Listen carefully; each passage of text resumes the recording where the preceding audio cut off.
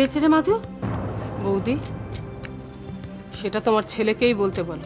মা, সংসারে থাকতে গেলে কোন স্বামী স্ত্রীর মধ্যেই না ভুল বোঝাবুঝি অশান্তি হয় বলো?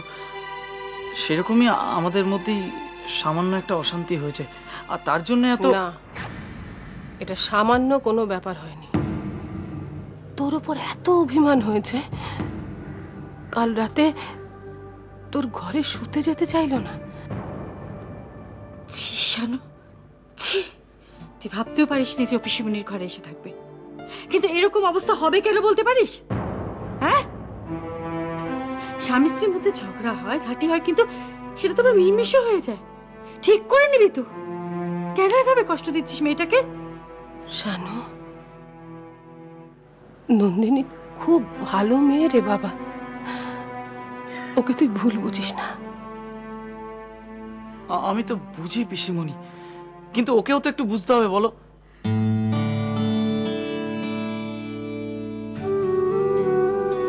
আগেও বলেছি, এখনো বলছি, মন দিয়ে সংসার করো, বাচ্চাদের মানুষ করো, আমার কাজের মধ্যে ঢুকতে এসো না। বাহ, চমৎকার!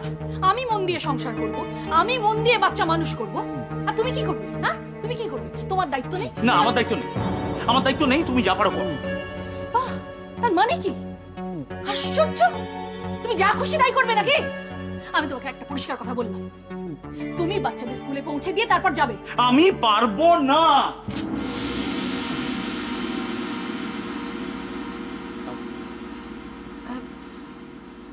অদিতি, বলছি যে ওই নন্দিনীকে পাওয়া গেছে, বুঝলি তো?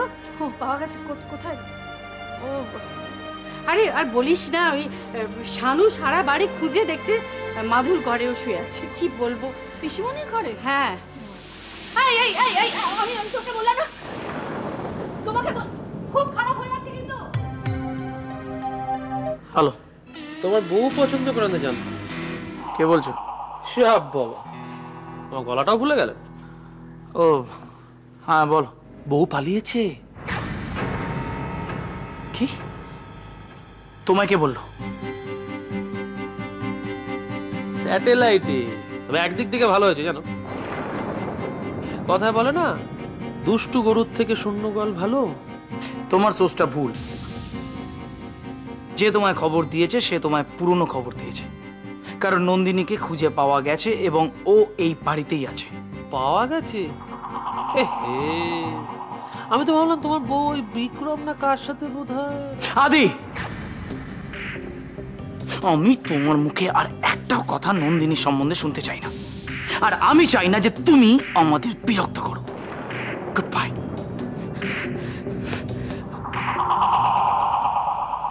আদি, আদি, আদি রে! কি হলো, চেঁচাচ্ছ কেন? ওরে শুনেছিস, এই জন্যই বলে ধর্মের কল বাতাসে নড়ে। কি ধর্মের কলটা বাতাসে নড়লো শুনি? বাবা, চ্যাটার্জি বাড়ি থেকে নন্দিনীকে পাওয়া যাচ্ছে না। উফ, ভগবান বোধহয় এবার মুখ তুলে তাকিয়েছেন। বাবা, একেবারে গন্ধ বেরিয়ে গেছে মা। নন্দিনীকে পাওয়া গেছে মা, ওই বাড়িতেই আছে। হ্যাঁ, নন্দিনীকে খুঁজে পাওয়া গেছে, সেই বাড়িতেই ছিল। যা যা, ভাবলাম যে বাড়িতে একটা সত্যনারায়ণের পুজো করব। করো না, সত্যনারায়ণের পুজো করো, কিন্তু নন্দিনীর জন্য নয়, তোমার জামাইয়ের জন্য। অয়নের জন্য? কেন রে? অয়নদা একটু চাপ নিয়ে নিচ্ছে, একটু বাঁকা রাস্তায় হাঁটতে চাইছে। কি বলছিস কি? তোমার মেয়েকে বলো মলমের ব্যবস্থা রাখতে। অয়ন আবার কি শুরু করলো?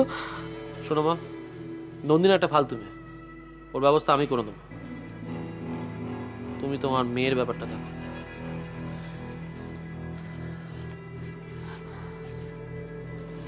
ভুলে যেও না, তোমার মেয়ের জীবনটা কিন্তু তোমার জামাইয়ের সঙ্গে জড়িত।